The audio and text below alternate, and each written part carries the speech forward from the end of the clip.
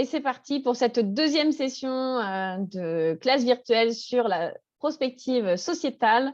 Donc, merci beaucoup d'être là, merci d'être présent. Francesca, je te laisse la main du coup pour présenter la chaire. Est-ce que c'est bon pour toi de prendre… Oui, merci beaucoup Camille. Donc, bonjour à toutes et à tous. Je suis Francesca Lebasti et je coordonne avec Patrice Eid de l'association Alumni la chaire institutionnelle Ingénieur INSA, philosophe en action, penser agir de manière responsable. Créée en 2020 et portée par l'Institut Gaston Berger, cette chaire est soutenue par l'école, l'association Alumni, la Fondation INSA et INSA Valeurs. En synergie avec les chantiers d'évolution de la formation, la démarche prospective INSA 2040 et la stratégie Ambition, la chaire ingénieur INSA philosophe en action vise à actualiser les modèles de formation humaniste légués par Gaston Berger par une réflexion confrontée aux réalités et aux problématiques de terrain. Pour ce faire, elle s'appuie sur les témoignages professionnels des alumni et notamment sur leur volonté de transmission et de partage. C'est dans le cadre de ces travaux d'actualisation du modèle INSAlien que nous avons lancé un dispositif unique. Ces classes virtuelles, qui sont proposées par des diplômés INSA et nourries de leur expérience de terrain sur la posture de l'ingénieur humaniste en situation professionnelle. Ces classes arrivent en complément de l'offre éducative proposée par l'école dans une perspective de formation tout au long de la vie et de création d'une véritable communauté de réflexion et de partage des bonnes pratiques. C'est pourquoi elle s'adresse à des étudiants, d'enseignants et des diplômés dans une démarche de construction collective. Pour inaugurer ces classes virtuelles, nous avons décidé d'interroger l'un des piliers du modèle humaniste de Gaston Berger, à savoir la prospective, justement.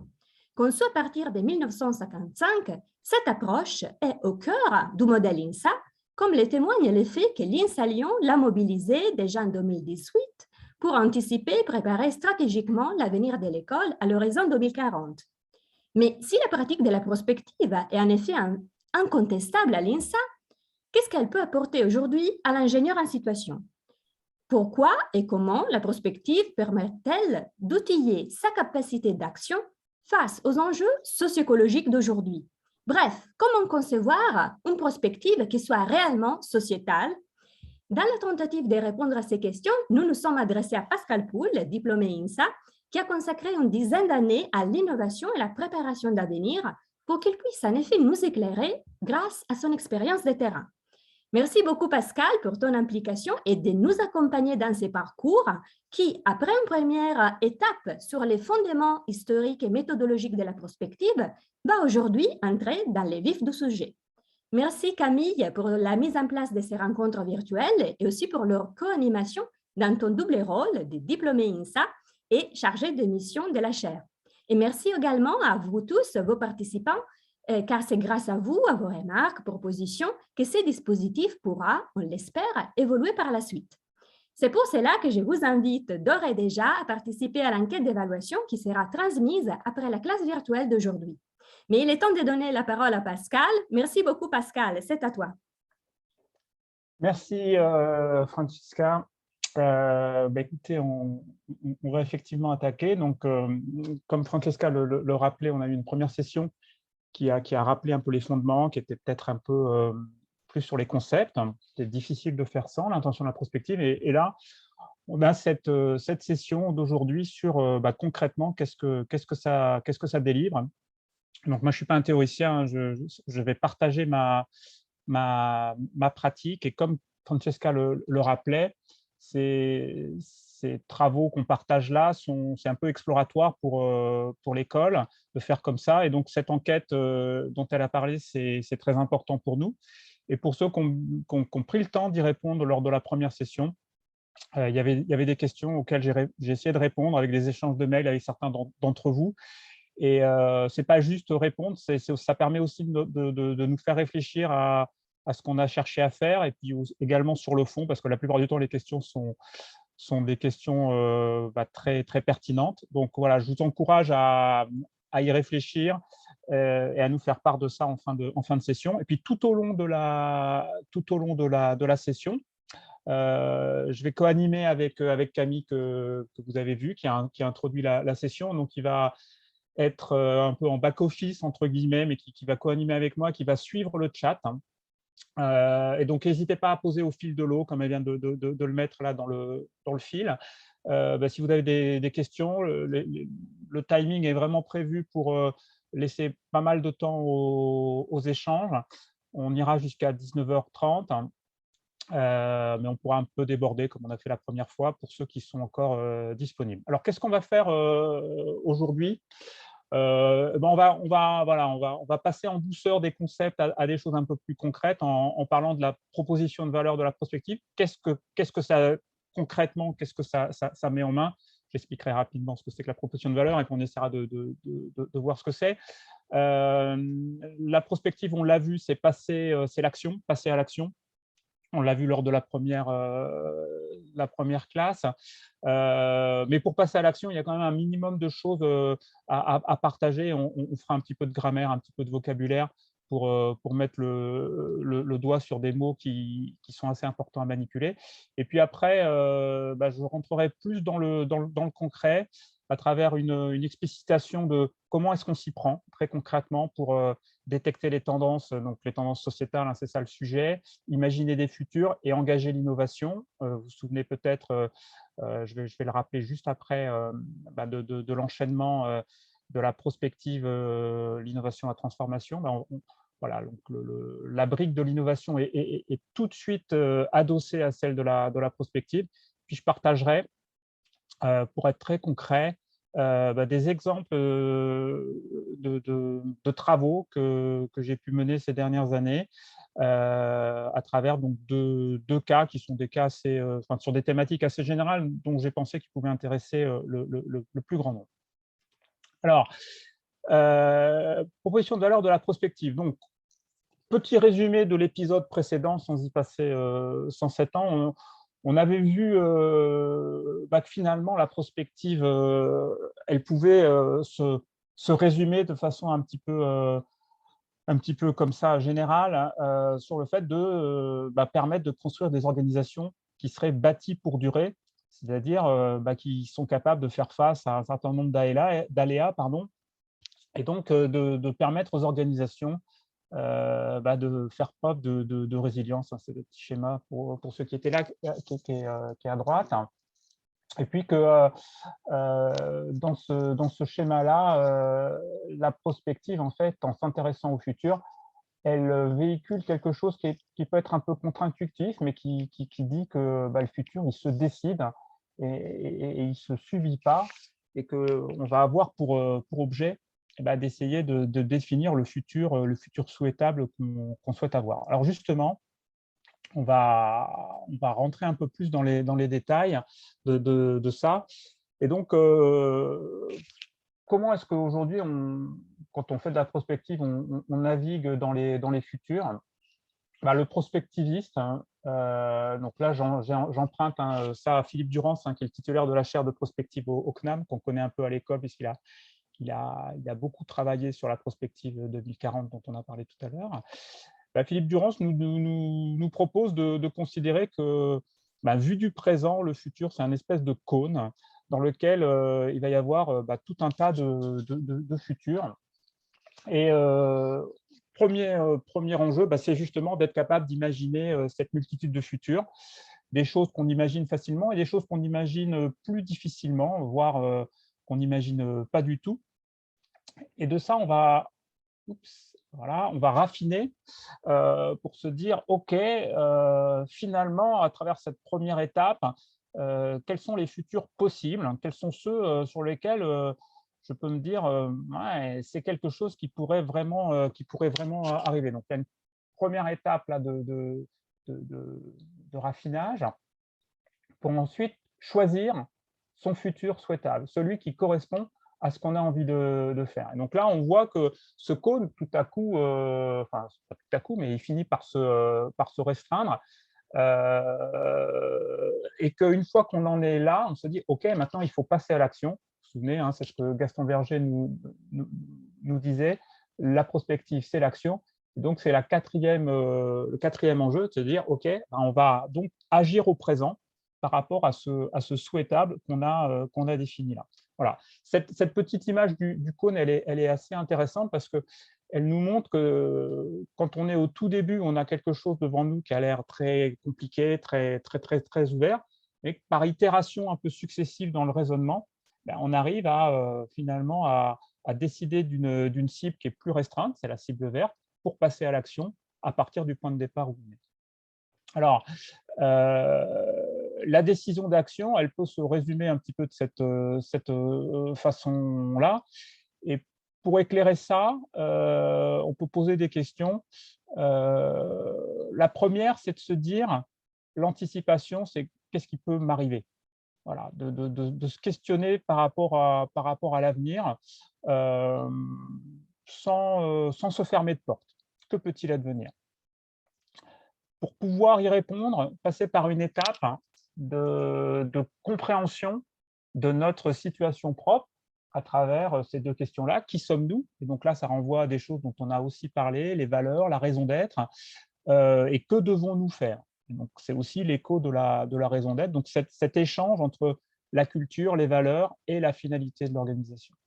Pour, au final, pouvoir se dire, OK, par rapport à ce qui peut advenir et qui on est, je fais court, qu'est-ce qu'on veut faire par rapport à ce qu'on a décidé qu'on visait.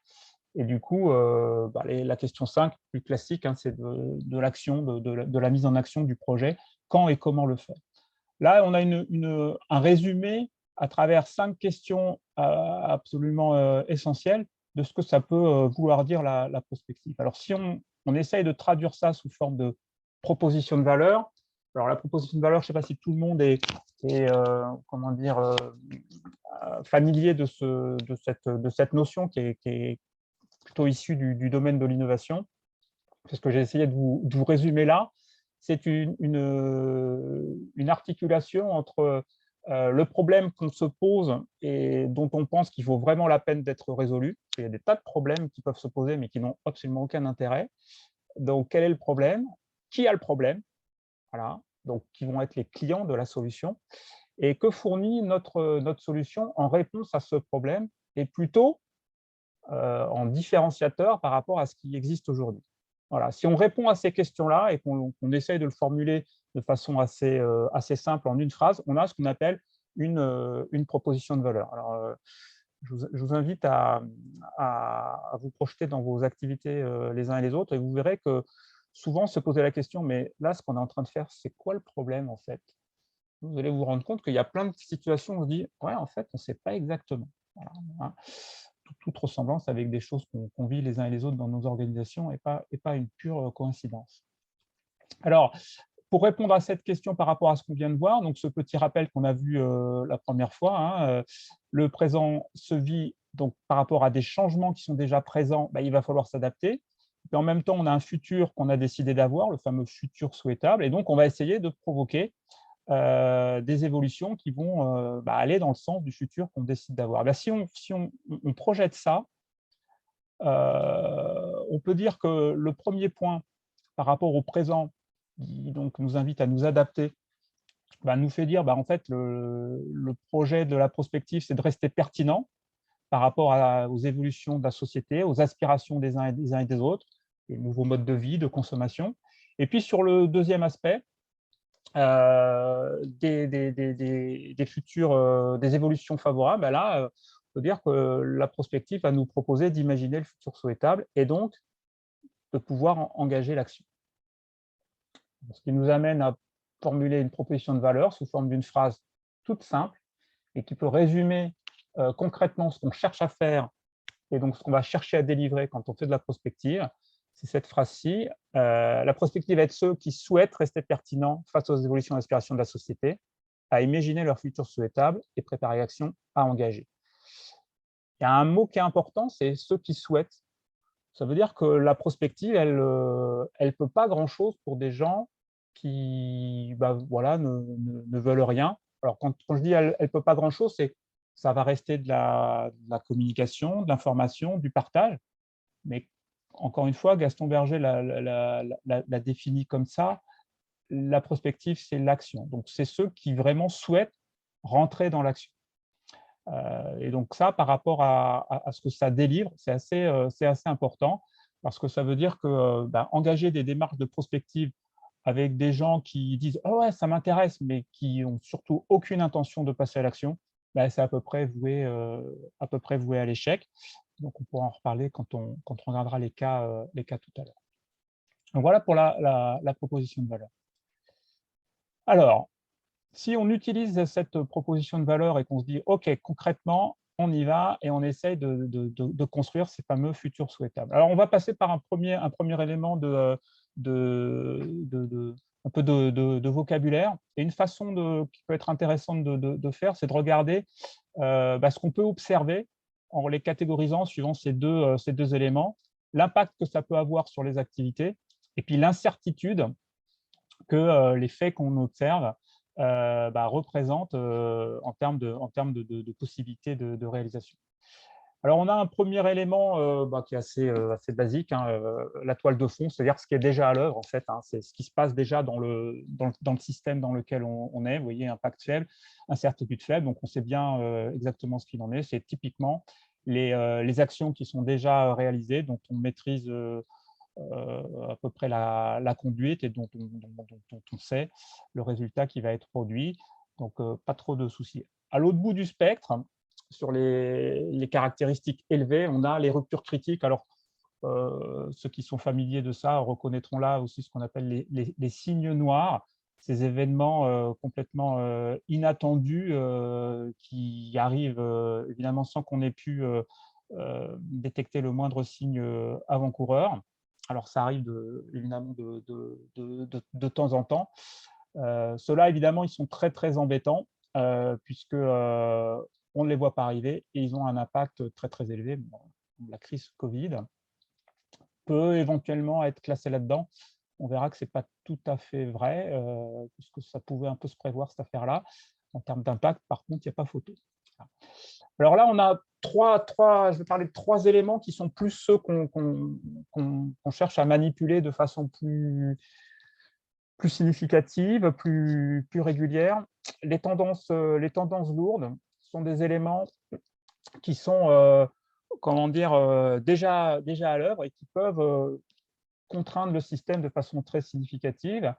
Donc, je vais détailler après. L'émergence et les signaux faibles, c'est ceux dont l'incertitude est beaucoup plus élevée, dont l'impact aujourd'hui est assez faible, mais dont on peut penser que ça pourrait grandir, d'où la notion d'incertitude. Et puis, on a les incertitudes majeures, c'est le reste de cette petite matrice, où là, tout est possible. Et donc, c'est plutôt le champ de questionnement qui peuvent amener à bifurquer dans ce qu'on a à faire. Alors, si on précise un petit peu les choses, typiquement la démographie, on est sur une tendance lourde. Les démographes, compte tenu des dynamiques dans les pays, des politiques familiales, des politiques sanitaires, savent assez bien prévoir l'évolution des courbes de population, donc en fonction d'un certain nombre de critères, et se trompent relativement peu. Donc ça fait partie des éléments dont on sait dire avec une bonne précision ce qui va se passer d'ici à plusieurs années. Les questions climatiques, par exemple, sont exactement dans ce mode-là, malheureusement, puisqu'on sait que c'est sur des pas de temps assez longs et les projections racontent des histoires qui sont relativement précises, même si, mais c'est un autre sujet, on a plus ou moins de mal à y croire, en tout cas à passer à l'action correctrice. Alors, les signaux faibles, donc en bas à droite du graphique, là, on a sorti un exemple, par exemple, sur l'espérance de vie, où on voit, donc là, on est en 2016, des premiers éléments issus des études démographiques qui racontaient que, là, on a l'impression, quand on regarde les données, que l'espérance de vie recule. Et puis, on a la même chose un petit peu plus tard dans un autre coin du monde.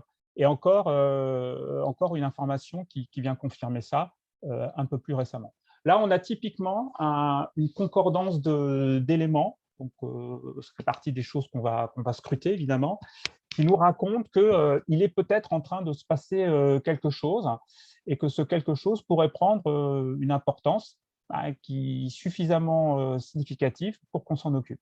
Voilà. Et puis, sur les incertitudes majeures, voilà, on est quelque chose qui est beaucoup plus dans l'incertitude. Donc, on a ça, par exemple, donc le rapport Vigie de Futurib, qui est une des entités en France qui fait beaucoup pour le futur, qui nous racontait en 2016 ça, vers une future pandémie grippale, et on est en 2016.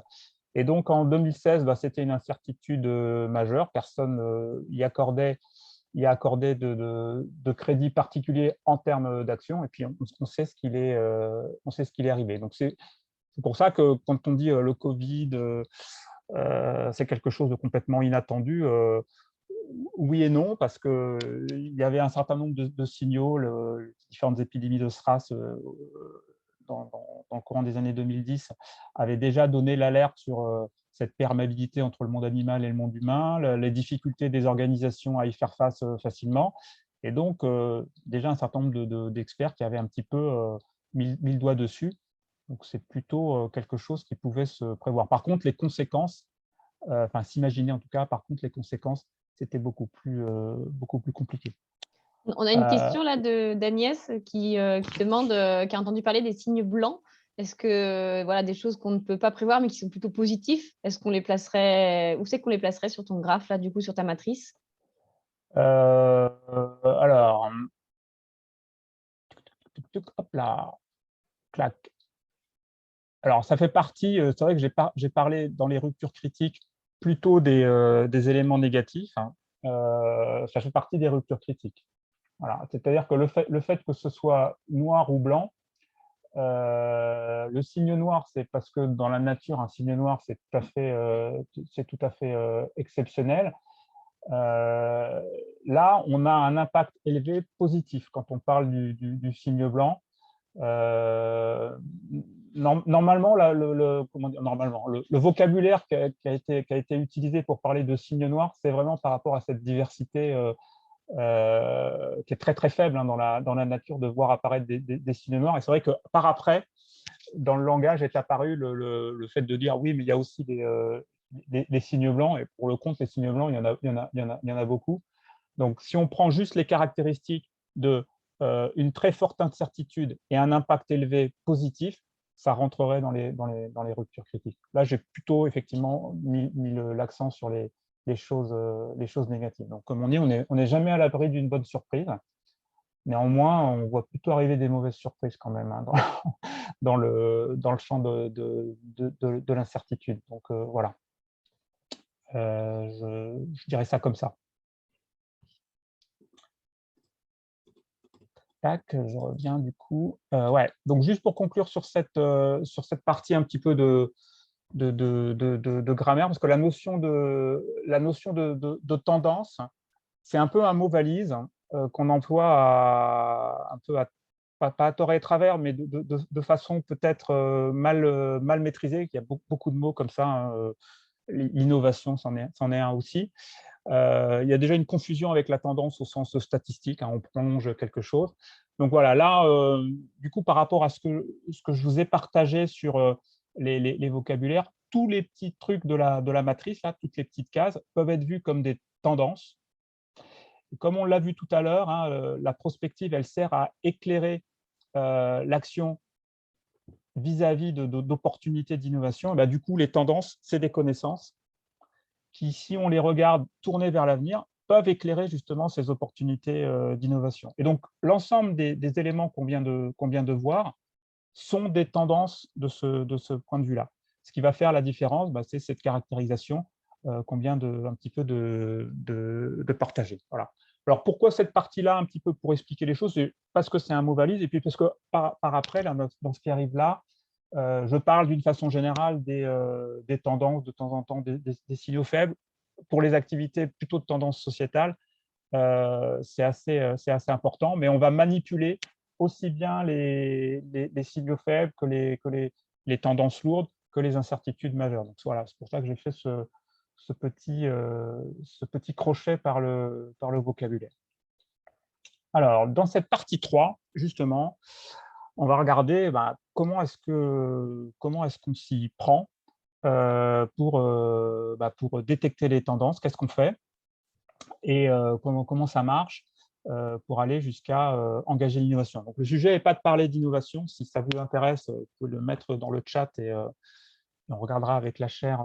J'imagine qu'il y a des tas de collègues qui seraient susceptibles de raconter des choses passionnantes sur l'innovation. On a Patrice qui nous raconterait pas mal de choses sur l'innovation. Absolument. Voilà. Donc là, ce n'est pas le propos de ce soir.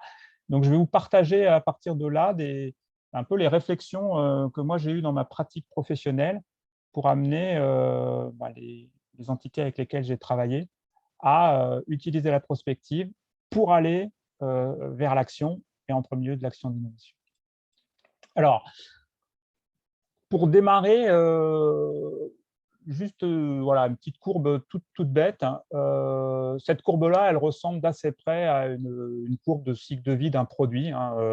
Un produit que vous mettez sur le marché. Donc, imaginons qu'en ordonnée, ça corresponde aux ventes, par exemple, et qu'on fait un raccourci qui dit que plus ça se vend, plus ça plaît au client. Ce n'est pas toujours vrai, mais admettons que ce soit un peu vrai quand même. Ce n'est pas complètement faux non plus. Vous avez cette magnifique courbe en cloche où le produit, une fois qu'il est introduit sur le marché, il commence à rencontrer ses clients, puis les clients augmentent et donc les ventes augmentent. Puis à un moment donné, le produit il arrive un petit peu à sa maturité. Ça dure un certain temps. Alors quand on est malin ou quand le marché le permet, du côté de l'entreprise, on essaye de faire durer ce plateau le plus longtemps possible parce que c'est là où évidemment la profitabilité est la plus forte. Et puis malheureusement, petit à petit, le produit peut passer de mode, moins se vendre, et puis on va aller jusqu'à la fin de vie. Donc ça vaut à peu près sur tous les produits et services. Le temps est plus ou moins court suivant le secteur, suivant l'industrie. Je ne détaille pas. Alors, on va prendre un point de vue pour la suite du propos qui est à partir du moment où ça décline. Donc, c'est voilà, ce point de vue-là. Qu'est-ce qu'on peut dire en fait d'un marché qui décline comme ça? Le premier truc auquel on pense, c'est qu'il y a une pression concurrentielle. Oui, vous étiez le premier sur le marché, les autres ont vu que c'était intéressant, font le même produit, la même montre, la même voiture, le même parfum, la même prestation de conseil, ce que vous voulez. Et ça se traduit sur une pression concurrentielle, en général par les prix, en premier. Si on a affaire à des gens qui sont malins, ça peut se traduire aussi par une alternative avec un meilleur service. Du coup, votre produit qui ne sait pas se renouveler, il devient moins attractif. Et puis, il y a un troisième façon de voir le truc. Alors, les trois se cumulent, mais qui est de dire, en fait, c'est simplement que ça ne correspond plus à, entre guillemets, l'ère du temps, au mode de vie, aux aspirations. Et que en fait, ça n'a pas été anticipé et vous avez votre produit qui est has-been, tout simplement. Et donc, comme il est has-been, les gens n'en veulent plus. Donc, la question qui va se poser pour l'organisation, et c'est là où la prospective apparaît, la question qui va se poser, c'est comment est-ce qu'on peut se réaligner avec le monde? Comment est-ce qu'on peut faire en sorte que les gens, à nouveau, veulent de ce que nous, on est prêt et capable de produire? Et donc, quel futur on peut créer pour qu'il y ait cette convergence entre qui on est et ce à quoi les gens aspirent.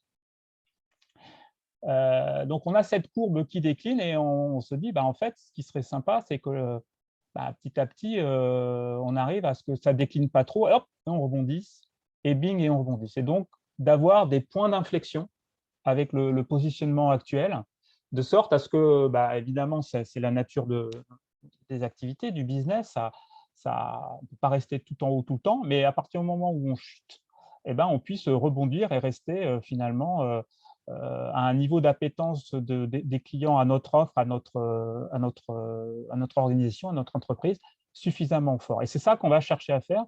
Et c'est là que la prospective et l'innovation peuvent nous aider. Alors, comment est-ce qu'on peut faire ça? il y a 3 horizons en fait, de temporalité ou de distance au marché qu'on peut considérer. C'est des travaux un petit peu anciens, hein, qui ont été proposés par alors McKinsey. Bon, je sais que ce n'est pas très tendance de dire McKinsey là, depuis 15 jours, mais pour le compte, c'est quand même eux qui ont fait ça. Et c'est assez intéressant pour éclairer le truc. Comment est-ce qu'on peut réussir à être sur des courbes comme ça qui vont s'enchaîner et rebondir? Alors, si je clique à côté, ça ne marche pas. En fait, on a la première courbe, celle qu'on a vue, on connaît. Ça, on est dans le business courant. On est dans le business courant, on est dans un horizon, donc, on va nommer l'horizon 1. C'est l'horizon d'optimisation, de profitabilité, je l'ai dit tout à l'heure. Vous avez en haut, je vous ai mis deux petites caractéristiques complémentaires, le driver de ce monde-là et puis le mindset des personnes qui sont à l'œuvre. Sans surprise, le mindset, c'est des managers, c'est des gestionnaires. Il s'agit de faire tourner la boutique, il s'agit de faire fonctionner le système, ce pourquoi il a été conçu. Donc, on a absolument besoin de gens qui sont rigoureux, qui vont gérer les activités comme elles doivent être, comme elles ont été décrites. Et donc, là, on est dans un champ qui est le champ de l'analyse. C'est le monde de la plupart des entreprises, hein, au présent. La plupart des entreprises font ça. C'est comme ça qu'elles génèrent de l'argent pour faire vivre l'organisation. Comme vous le voyez, si on fait ça sans se préoccuper de l'avenir, comme on l'a vu tout à l'heure, à un moment donné, ça ne marche plus. Donc, il va falloir rebondir. Alors, pour ça, les auteurs nous invitent à considérer un second horizon, plus lointain, dans lequel on pourrait faire de la croissance adjacente. Alors, c'est écrit en petit, je ne sais pas si vous arrivez à lire, mais l'idée, c'est de dire qu'en fait, quand on est sur on a ses clients sur un marché, c'est-à-dire sur quelque chose qu'on sait bien faire, il y a 2 options. Soit je vais introduire à mes clients existants quelque chose de nouveau, une nouvelle technologie, un nouveau service par rapport à ce que je faisais jusqu'à présent. Donc, je reste avec mes clients, mais je leur propose un truc en plus, voilà, qui est nouveau pour moi. Soit, en fait, je continue avec ce que je sais bien faire, mais je vais aller chercher des nouveaux clients. Donc, ça peut être un nouveau marché géographique ou un nouveau marché sectoriel. Donc, la proposition, là, c'est de dire il faut explorer, en fait, en dehors de sa zone de confort, qui est la zone rouge, parce qu'à un moment, là, les courbes pourraient se croiser et ça serait intéressant de pouvoir rebondir. Ce schéma d'exploration, c'est le registre des entrepreneurs. On est dans un monde vraiment de grande incertitude. On ne sait pas si ça va intéresser. On ne sait pas si on va maîtriser le sujet. Il faut aller relativement rapidement, être capable de pivoter par rapport à ce qu'on propose si ça ne fonctionne pas. Et ça, c'est typiquement le mindset de l'entrepreneur qui construit son entreprise au démarrage, qui est dans une logique de développement. Alors, je sais qu'il y a des participants qui sont des entrepreneurs et qui pourront sans doute commenter ça mieux que moi sur ce que ça veut dire être un entrepreneur. Et puis, cette courbe-là, si on arrive à sauter dessus, évidemment, elle va vivre la même chose que la courbe rouge, alors un peu plus tard. Donc, on va avoir à nouveau ce cycle à faire et comme ça de proche en proche. Le troisième horizon que nous proposent les auteurs, c'est celui du rêve, de l'imagination, c'est-à-dire de se dire « et si ?» Et si on essayait de faire ça? Et c'est là où la dimension de la prospective qu'on a évoquée depuis le début de ce partage prend tout son sens, puisque là, il va s'agir vraiment de créer des opportunités j'allais dire, de zéro, en se disant « moi, je veux que ce soit comme ça. Je veux que ce soit comme ça. » Et donc là, on a affaire à des gens qui font vraiment fi des modèles actuels et qui rêvent à autre chose, qui ont une vision, et qui vont construire quelque chose qui paraît complètement décalé pour les rouges. Vous voyez qu'entre le monde rouge et le monde vert, c'est 2 choses qui sont complètement différentes. Alors, ce qui est intéressant, c'est que si on prend cette courbe-là, j'ai affaire pour l'essentiel à des gens qui sont des scientifiques, hein, donc je pense que là les courbes, vous n'êtes pas troublés. C'est que si alors, voilà, en termes d'innovation, ça s'appelle comme ça. Les régimes d'innovation, ce n'est pas très, très important. C'est que si on regarde la courbe et qu'on se place dans le temps présent, Et on voit qu'on a en fait dans le temps présent des germes de courbes bleues et de courbes rouges, de courbes vertes, pardon. C'est-à-dire que l'essentiel de notre activité, c'est de faire le rouge, et donc on pourrait se contenter de ça, mais qu'en fait, si on est conscient de cette nécessité de sauter de courbe en courbe, parce qu'à un moment donné, ça va être nécessaire, en fait, dans le présent, il y a déjà des qui nous racontent des possibilités. Ça ne veut pas dire que ça va arriver. Vous voyez que sur les petites courbes, là, il y a des petites bifurcations ici. Ça veut dire que c'est des impasses. C'est-à-dire qu'il y a des choses qu'on va suivre, mais qui vont jamais se réaliser. On est vraiment dans un régime ici d'incertitude très, très fort. L'apport de la démarche prospective, c'est de dire en fait à l'organisation, en gros, pendant les travaux, la vente continue, certes, donc la courbe rouge, faites-le, parce que c'est ça qui permet à l'entreprise de vivre et c'est ça qui permet à l'entreprise de préparer l'avenir, donc c'est très important. Par contre, si vous ne préparez pas l'avenir en regardant les courbes bleues et les courbes vertes, le jour où il y a un croisement qui est à activer, peut-être que vous ne le verrez pas parce que vous ne vous y êtes pas préparé. Donc, le but de la prospective va être de s'intéresser à ces courbes-là pour être prêt le moment venu. Et donc, aussi de raconter des histoires, on parle d'imaginaire, pour que ça interpelle et que toute l'action de l'entreprise, dans le moment présent, ne soit pas juste consacrée à la courbe rouge, mais qu'en racontant ces possibles-là, il y a un intérêt grandissant qui se passe sur ces questions-là pour qu'il y ait des ressources qui soient affectées à ça.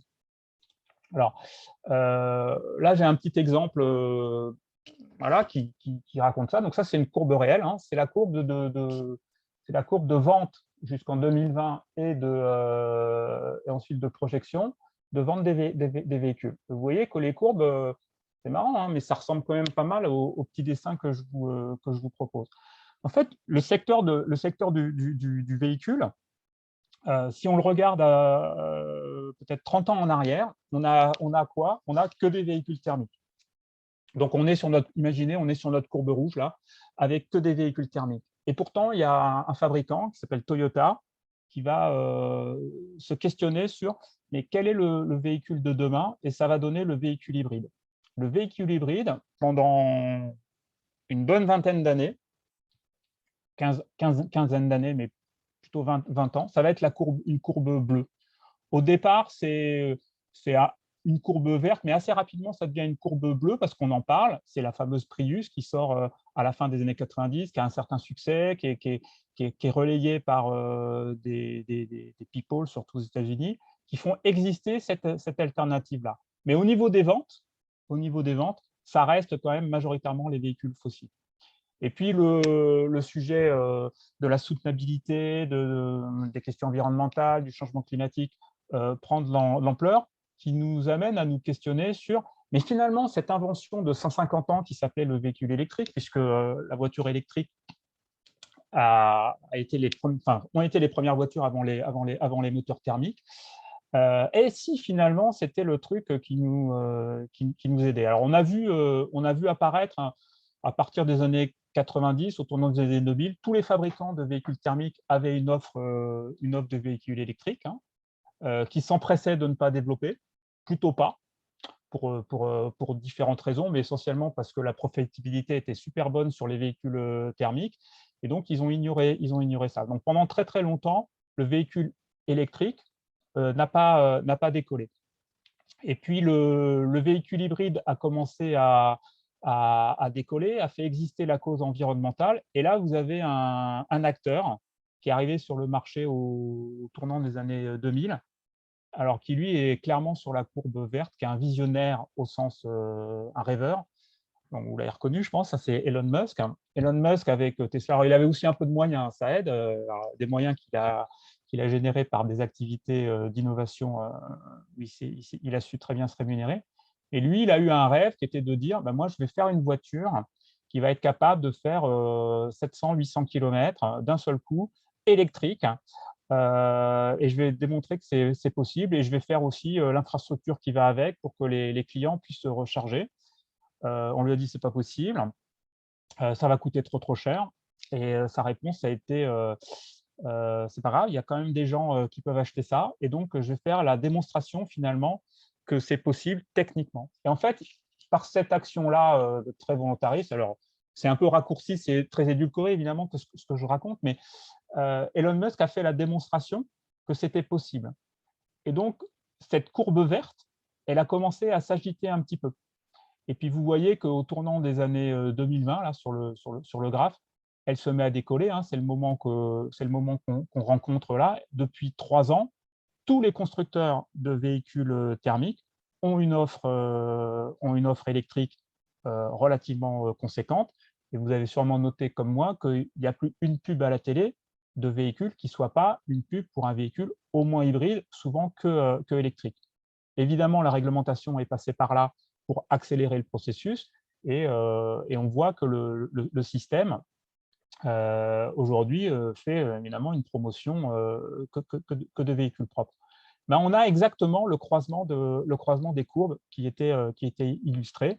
Vous avez aujourd'hui le véhicule tout électrique qui est toujours un peu soumis à cet aléa de bornes de recharge, etc. Vous avez le véhicule hybride qui n'est pas encore surdéveloppé, mais qui assure une forme de transition, cette fameuse courbe bleue.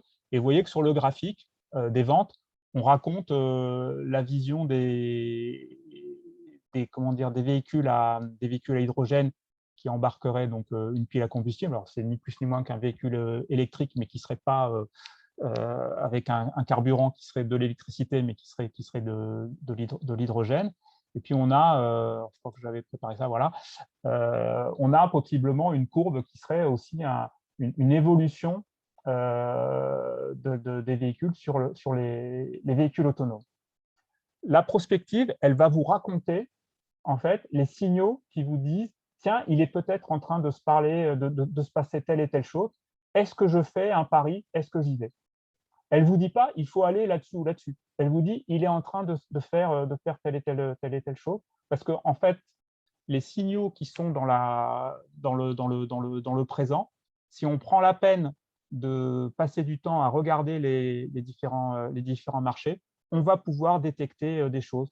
Les brevets en sont un, les types d'inventions qui sont mises sur le marché par des gens complètement décalés en sont une autre. Les startups un petit peu moins, mais racontent quand même des histoires. Ce qui est intéressant de voir, voilà, c'était l'idée là, c'est de voir que les courbes réelles matchent quand même pas mal dans la forme avec cette courbe théorique, et donc renvoie à cette nécessité de regarder dans le présent les signaux.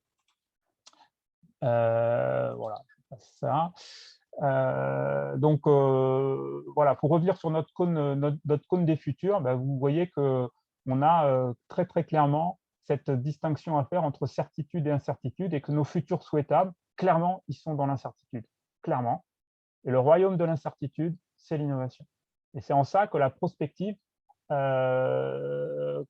adossée, l'innovation, pardon, est adossée à la prospective, parce que le futur qu'on cherche à avoir, il va nécessairement avoir une très grosse partie d'incertitude à gérer. Et aujourd'hui, la discipline qui permet de réduire l'incertitude, c'est l'innovation. Comme on l'a dit tout à l'heure, ceci est une autre histoire.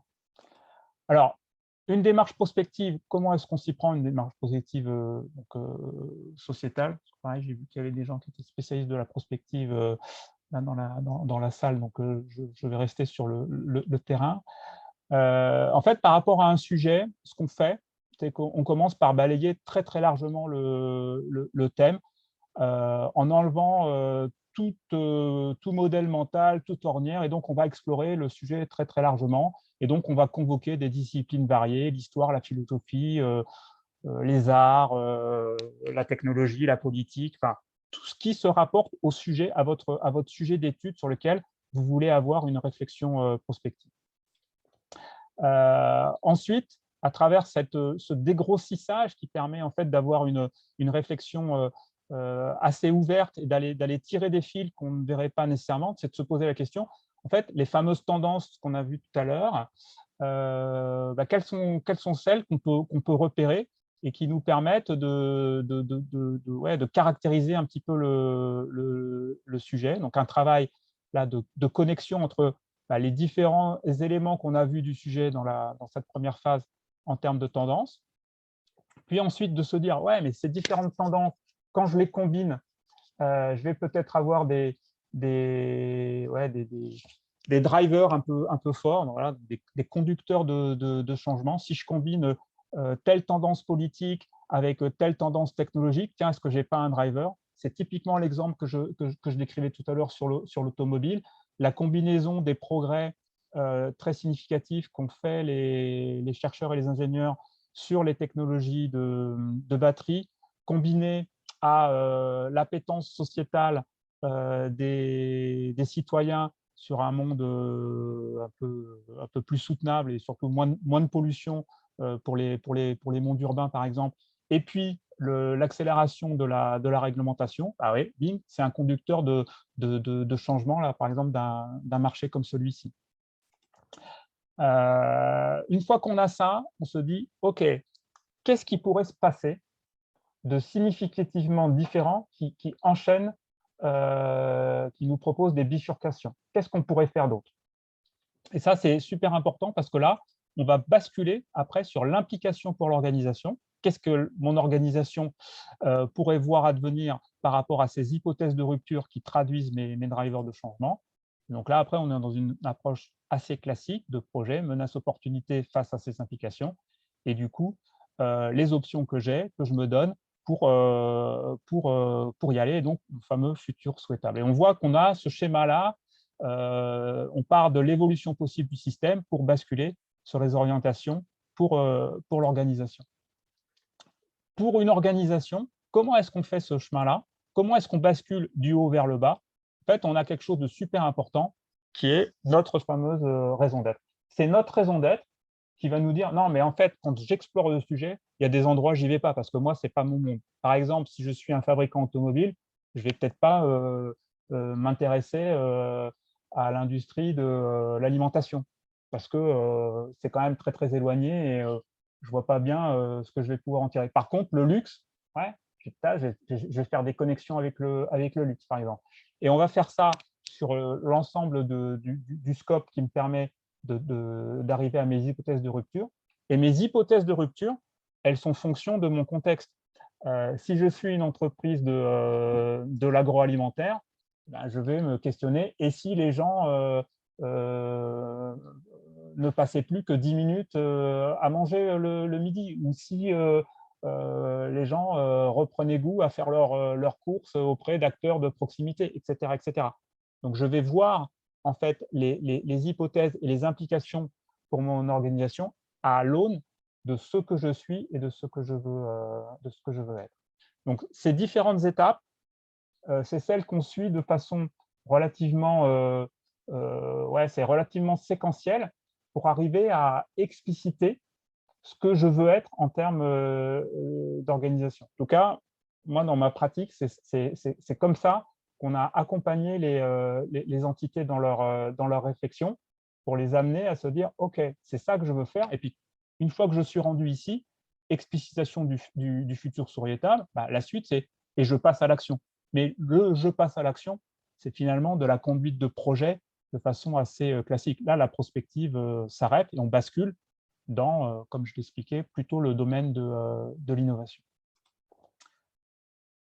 Donc, si on conclut sur cette partie-là, sur les 4 fonctions de la prospective pour l'innovation, il y a une grande partie qui vise à comprendre, voilà, qui vise à être capable de s'inspirer, d'enrichir les connaissances qu'on a sur le système pour être capable de s'affranchir des modèles dans lesquels on est.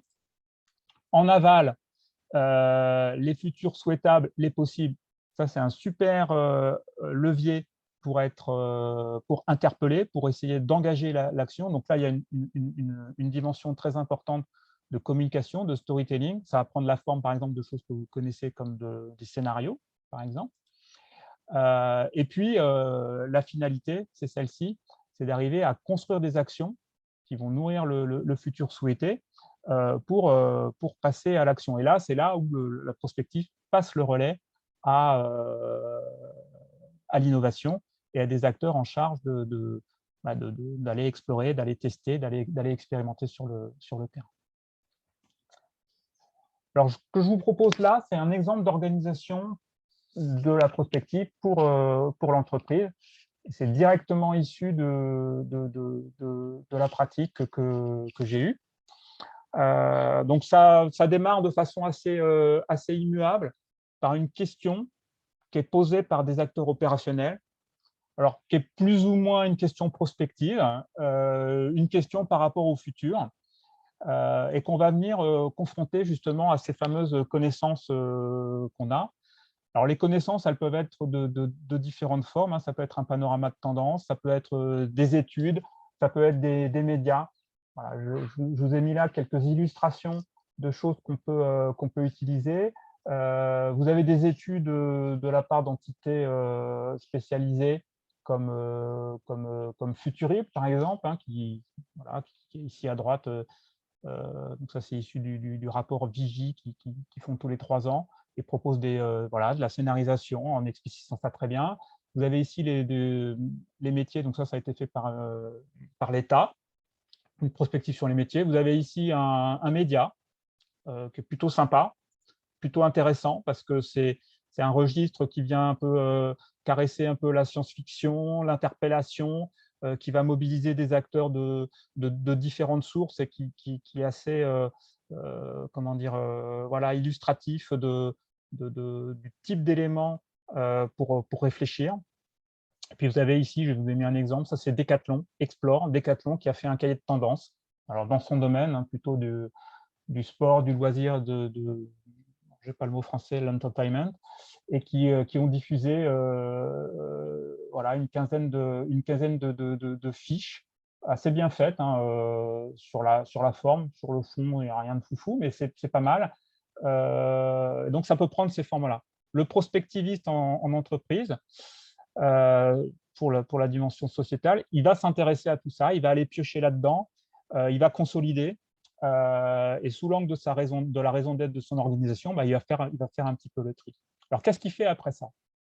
Et bien, après ça, il se questionne pour dire « et tout ça, ça veut dire quoi pour mon entreprise ?» Et là, nous, ce qu'on suggère, c'est de regarder ça sous 4 angles de vue et de dire une organisation, une entreprise, en fait, elle a 4 casquettes. Elle a une casquette de fournisseur de produits et de services vis-à-vis de ses clients. Elle a une casquette d'employeur vis-à-vis de ses salariés. Elle a une casquette d'acteur responsable vis-à-vis de la société. Alors ça, c'est peut-être une casquette dont on a moins la perception lorsqu'on est une entreprise, entre guillemets, business. On a plus quand on est une association, une ONG, un acteur public, par exemple. Et puis, un 4e point, c'est de se dire aussi, l'entreprise, c'est une organisation, c'est un processus, un grand processus. Ça renvoie à la petite définition là, que je vous avais proposée la dernière fois. Et donc, c'est intéressant de se dire, mais ces connaissances par rapport à ma fameuse question prospective là, que j'ai, qu'est-ce que ça peut vouloir dire sur ces 4 axes de vue? Et en se posant ces questions-là, on va faire émerger des possibles d'actions. C'est symbolisé par les petites étoiles orange. Et ça, on va les instruire. Et donc là, c'est le registre, en fait, on bascule dans le registre de l'action. Il y a un accompagnement de la prospective encore à ce moment-là, parce que le driver reste le questionnement prospectif, mais très clairement, il y a une dimension d'innovation qui commence à venir, et l'instruction, elle va donner des possibles ou des impasses, et en fonction de ça, on va pouvoir avancer. Ça, c'est le schéma sur lequel nous, on a cherché à travailler pour aller sur l'action. Le dispositif moi, que j'animais, il proposait en fait différents accompagnements. Donc, moi, je faisais que de la dimension prospective. Le premier élément qui est super important, comme souvent dans les jobs d'accompagnement, de conseil, c'est de questionner le brief au démarrage, le brief, la question qui est posée au démarrage, l'intention qu'a le client de le questionner, de le reconstruire avec lui, parce que souvent, sa demande, elle n'est pas très explicite. Elle n'est pas nécessairement tournée sur un questionnement prospectif, et donc il faut l'aider à ça. Donc ça, c'est un job qui est super important. S'il n'est pas fait, vous tombez très très vite dans des choses très opérationnelles qui s'éloignent du futur, et donc vous loupez clairement la cible. Salut Mathieu. Le deuxième, oups, alors attendez, là j'ai cliqué, hop là, voilà. Tac. Le deuxième élément, évidemment, c'est d'apporter des connaissances. Tout ce que je vous ai montré, les rapports, les études, etc., il faut les digérer. Il n'y a personne dans l'entreprise qui va le faire parce que, comme vous l'avez vu avec les courbes rouges, bleues et vertes, le job de beaucoup de gens, c'est d'être sur la courbe rouge, et donc, ce n'est pas leur job de faire ça. Donc, c'est essentiel que dans l'organisation, il y ait une structure qui fasse ce travail-là pour alimenter le reste de l'organisation dans ce chemin voilà, d'interpellation et d'avancer vers l'action. Donc, un travail assez important. Donc là, on va mobiliser des compétences qui sont du registre du type d'études qu'on va trouver. Donc, des études de sociologie, ouais, plutôt des sociologues, des études enviro, ouais, plutôt des enviros, etc., etc. Donc là, ça requiert en fait un champ de curiosité et d'analyse multi-compétences. Voilà. Sur le bloc du milieu, le fait de faire émerger, et qu'est-ce que ça veut dire?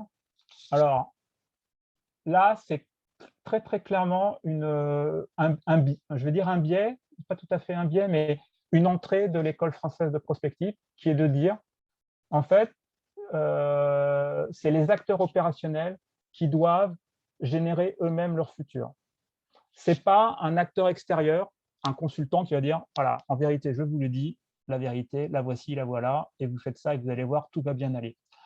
La démarche des gens qui font de la prospective en France, contrairement à notamment à certains, pas mal d'anglo-saxons, c'est d'accompagner en fait le client à révéler lui-même ce qui est bon pour lui. Donc c'est pour ça que là, le dispositif, il dit, en fait, on va faciliter l'intelligence collective. Donc on va mettre les gens en tension pour qu'ils avancent le plus loin possible par rapport à la maturité de leur structure, de leur organisation.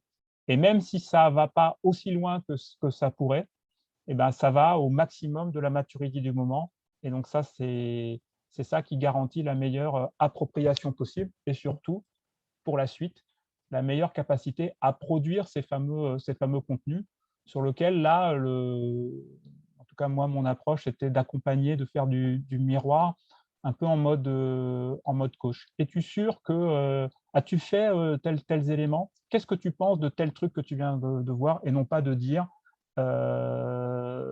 attention, tu fais fausse route. Parce que l'important, c'est de passer à l'action. Et le passage à l'action, il relève, il dépend beaucoup de l'appropriation. Puis il y a un dernier point là ici qui est la réinterrogation, le fait de rerouter les gens pour leur dire remettez l'ouvrage sur le métier pour continuer.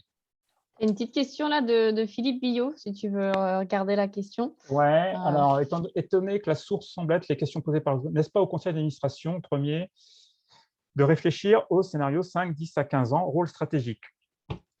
On aimerait que ce soit le rôle des conseils d'administration. On aimerait tellement. Et la vérité, c'est que les conseils d'administration, ils sont autant que les autres sur la courbe rouge. Pour de vrai.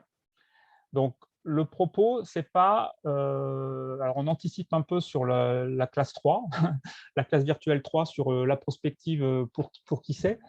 Mais en fait, c'est une question que tout le monde peut poser. La question qui est posée par l'opérationnel, quand je dis l'opérationnel, c'est une question qui vient de vrais gens dans l'entreprise. Et donc, ça peut être soit des stratèges, et donc ça, je pense que ça relève un petit peu de ce à quoi tu fais référence, Philippe, donc des gens qui sont là pour orienter l'entreprise, mais aussi, et l'expérience, moi, m'a montré que ça marche mieux quand ça vient des gens de terrain, des opérationnels qui se rendent compte qu'ils ont besoin d'anticiper les choses pour être plus efficaces. Donc, c'est vrai que dans la présentation, j'ai peut-être un plus montré l'opérationnel parce que l'appropriation est meilleure. À partir du moment où tu as un opérationnel qui se pose la question de « mais en fait, à quelle sauce je vais être mangé et comment je peux faire pour y faire face ?» S'il se la pose, il sait que c'est lui qui va vraiment avoir les emmerdes quoi, sur le terrain, quoi, pour de vrai. Si, par exemple, il se rend compte qu'il n'arrive plus à recruter des gens avec tel et tel profil, il préfère s'en préoccuper lui plutôt que d'attendre que la DRH ou je ne sais pas qui s'en occupe et qu'il ait la réponse dans 10 ans. Ça, c'est du vécu. Hein. C'est du vécu. C'est-à-dire que concrètement, les gens se rendent compte qu'il y a des compétences rares, ils n'arrivent plus à les recruter, du coup, ils bricolent.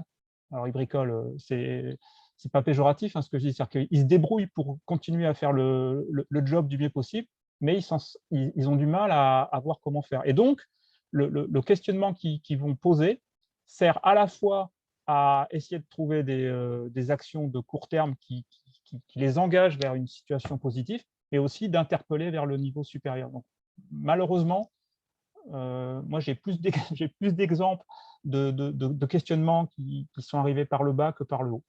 Voilà. Donc, c'est pour ça que j'ai peut-être un peu plus insisté là-dessus.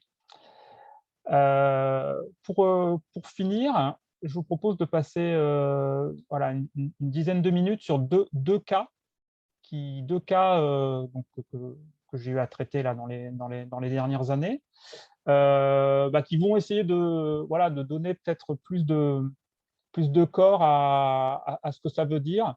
Donc, un cas qui a trait au sujet du travail. C'est en ça que je disais tout à l'heure en introduction que c'est un sujet, je pense, qui peut intéresser un petit peu tout le monde et voilà, qui fait un peu écho à l'illustration que je donnais sur voilà, le fait d'arriver à avoir les bonnes compétences, par exemple, ou quelles vont être les aspirations des uns et des autres par rapport aux valeurs travail. Donc, il y avait un sujet qui nous arrivait là-dessus, et un sujet aussi sur la relation client et le devenir de la relation client. Alors, si vous en êtes d'accord, je vous propose de passer un petit peu là-dessus.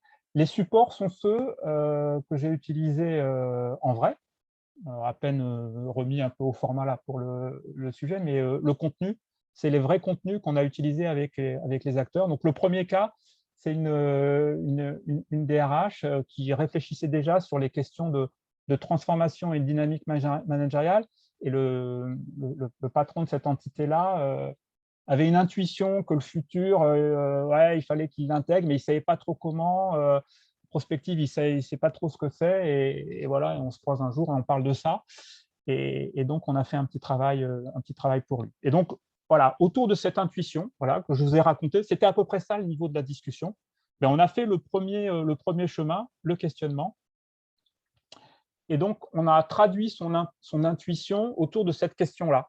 Voilà. Et quand je dis l'opérationnel, c'est parce qu'il anime un réseau avec des managers opérationnels. Donc, lui, il est en fonction dite centrale, entre guillemets, mais les gens avec qui il réfléchit, c'est des patrons d'entités business un petit peu partout sur le territoire, des gens qui ont des problèmes de recrutement. Et donc, il se pose cette question-là. Donc, une échéance qui est, voilà, comme on le disait l'autre fois, 10-15 ans. Donc là, on est voilà, à peu près 2035. C'est juste pour fixer le cap et se dire, mais finalement, est-ce qu'on va réussir à attirer et fidéliser les talents dont on a besoin? Est-ce que le jeu ne va pas s'inverser? Et donc, on part là-dessus pour amener de l'éclairage. Donc, ce qu'on va faire clairement, c'est que comme on a affaire à des opérationnels, c'est quand même voilà, difficile de les avoir en disponibilité, qui sont un peu sujet verbe complément, c'est-à-dire pas de blabla, mais on y va. On fait de l'inspiration, on prend le parti de leur proposer des hypothèses de rupture. C'était la brique du milieu là, dans le grand schéma, pour les amener très rapidement à imaginer ce que ça veut dire pour leurs organisations. Alors, les hypothèses de rupture, donc ça dit ça. Et si ceci ou cela était possible, donc on est à 2035, et si en 2035, il se passait ci ou ça, voilà, pour ensuite les amener à se rendre compte que non, ce n'est pas un truc qui ne peut pas se passer parce qu'il y a déjà plein de choses qui se passent aujourd'hui qui, mis bout à bout, peuvent expliquer que ça pourrait être possible. Donc ça, c'est rendre compte que cette hypothèse-là, elle est crédible. Charge à eux de la prendre en compte ou de ne pas la prendre en compte. Voilà. Pour ensuite basculer sur et qu'est-ce que ça pourrait vouloir dire, quelles pourraient être les conséquences, et donc quelles pourraient être les conséquences dans l'absolu, mais surtout pour mon organisation. Donc ça, c'est le schéma général de travail qu'on a avec eux. Donc on leur raconte, là je ne vais pas le redire puisqu'on en a parlé tout à l'heure, on leur dit en gros les trois éléments qu'on manipule, tendance lourde, signaux faibles, incertitude, donc on leur explique ça, voilà, et ensuite on attaque. Et donc là, nous, l'équipe prospective, en fait, on a bossé les hypothèses de rupture. Alors, si on avait plus de temps, si on avait les gens à disposition, on pourrait leur proposer les éléments pour leur faire construire eux-mêmes l'hypothèse de rupture. Là, voilà, d'un point de vue pragmatique, on a fait autrement. Et donc, par rapport à la question, attirer, fidéliser les talents, on a proposé 3 hypothèses de rupture. La première, c'est celle que vous avez à l'écran, c'est de dire finalement, le modèle des entreprises, c'est l'entreprise à mission. Ce n'est pas le modèle dans lequel on est aujourd'hui, comme vous le savez. Le deuxième élément, c'est de dire finalement, ceux qui peuvent le plus apporter à l'organisation, à l'entreprise dans le futur, finalement, ils sont intéressés par tellement de trucs, ça va être des slashers. Alors, je ne vais pas développer là parce qu'il faudrait que j'explique ce que c'est que le slashing et peut-être que certains d'entre vous ne le savent pas. Voilà, donc c'est pas, je vais raconter la première hypothèse, mais là, c'est de dire, en fait, on va avoir quelqu'un qui, dans une même vie professionnelle, fait plein d'activités très, très différentes parce que c'est son fonctionnement c'est le fonctionnement qui lui plaît. Et si on veut avoir accès, entre guillemets, au meilleur, eh ben, des éléments d'aujourd'hui nous disent que c'est des gens qui sont attirés par ce type de fonctionnement-là. Puis la troisième hypothèse, c'est de dire, finalement, il y a plein de signaux qui nous montrent que les salariés veulent se réapproprier la valeur travail et que ça pourrait passer par un retour à la lutte des classes qui s'est quand même singulièrement atténuée depuis un certain nombre d'années, confère le poids des syndicats, par exemple, pour ce qui est de la France. Donc, ce que je vous propose, c'est de balayer rapidement, parce que le propos, ce n'est pas de rentrer dans le détail, c'est juste de vous montrer un petit peu la forme que ça peut prendre. Et mettez-vous en tête que là, vous qui découvrez le sujet, vous êtes dans le même niveau de connaissance et d'implication que les acteurs avec lesquels on a travaillé. L'entreprise à mission. Donc, en fait, le premier truc, c'est de leur dire, OK, qu'est-ce qu'on a en magasin en termes de tendance lourde? Donc, on leur a amené des éléments comme ça. En disant, voilà, il y a des éléments autour du chômage, donc le chômage structurel qui reste relativement conséquent. Dans les économies occidentales, la croissance économique, en fait, ça n'a plus l'air de trop marcher. On ne détaille pas sur le fait que le PIB, c'est un bon indicateur, pas un bon indicateur. Voilà, c'est celui qui fait référence pour le moment, donc on sert de ça. On voit qu'en fait, ce n'est pas ça qui vraiment a l'air d'être un facteur de super développement. On a évidemment une croissance, une concurrence mondiale qui est accrue avec l'accélération qui est permise par les technologies de l'information, mais aussi la capacité à se déplacer dans le monde depuis une cinquantaine d'années, qui s'est largement accrue pour tout le monde. Des inégalités sociales qui sont globalement plutôt en hausse. Donc ça, c'est des travaux de Thomas Piketty, qui a documenté ça sur plein d'années, qui montre que globalement, plutôt dans le mauvais sens.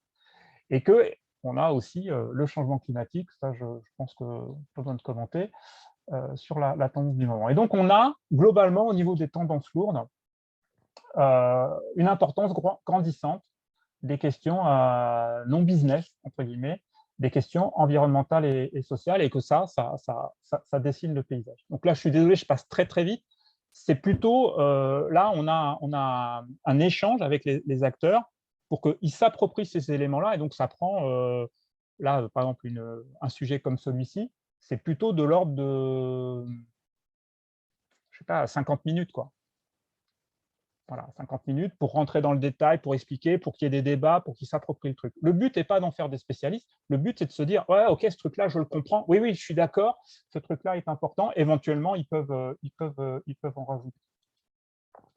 On fait le même exercice avec les signaux faibles, et donc par exemple, sur ce sujet-là, on dit, là, a priori, quand on regarde un peu ce qui se passe, on a quand même un engagement par rapport au bien commun, l'intérêt général, qui est de plus en plus marqué, avec un certain nombre d'exemples comme ça, le patron de la Camif qui a repris cette marque emblématique pour en faire quelque chose autour du soutenable.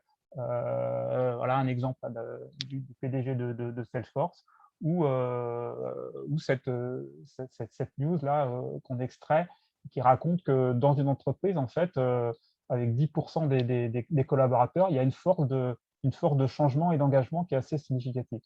Ça montre bien ce que j'expliquais tout à l'heure, c'est-à-dire que pour permettre d'avoir cet échange-là, il faut qu'il y ait une base de connaissances et d'informations qui soit très, très significative. Et ça, c'est le job de ce dispositif de prospective dans lequel j'étais, que j'animais. Donc, il y a un travail de veille et de mise à disposition qui est assez conséquent. Et puis de curiosité, parce qu'il faut être capable de s'intéresser à plein de sujets. Voilà, donc je vais passer rapidement. On a un truc ici autour du rôle social et environnemental élargi des entreprises, avec notamment la RSE et la loi Pacte, qui est assez récente.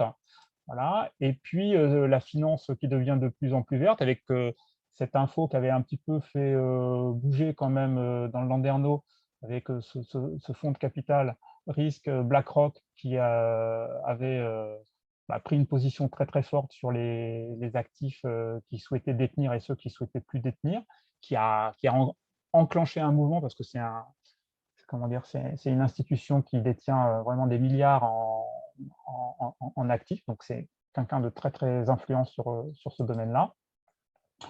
Un signal faible aussi, c'est l'émergence des questions de certification. Donc là, j'ai fait un focus sur le B Corp, donc qui va au-delà de l'entreprise à mission, et on voit un certain nombre d'acteurs qui s'emparent de ça, plutôt des petites entreprises, mais des grosses, comme Danone par exemple pour la France, qui s'est positionné là-dessus. Donc c'est pas juste un truc comme ça pour être sympa, c'est quelque chose qui commence à prendre de l'importance. Et tout ça nous amène à dire ça, c'est que les acteurs économiques, sur le champ non économique, ils racontent plus que des histoires, ils s'engagent. Et il y a des signaux qui montrent que ce n'est pas juste quelque chose comme ça pour faire joli dans un rapport. Même travail sur les incertitudes, où là, par contre, c'est plutôt nous qui amenons les éléments et on amène du questionnement autour de « ouais, mais l'entreprise à mission, ça va le faire ou ça ne va pas le faire ?» Voilà, parce qu'on en parle, c'est décrit, mais est-ce que ça va basculer? Effectivement, il y a un certain nombre de questions autour de ça.